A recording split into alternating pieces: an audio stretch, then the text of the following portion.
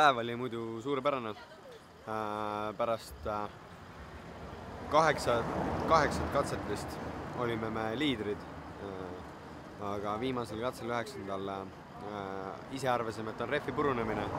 Kahjuks oli amordi alumise otsa ülemine kinnitus ära murdunud. Nii-öelda teine polt oli veel küljes, et ei saa aru, kuidas see võimalik on, aga arvatavasti lihtsalt oli jupp, mis oli ära väsinud ja murdus ära.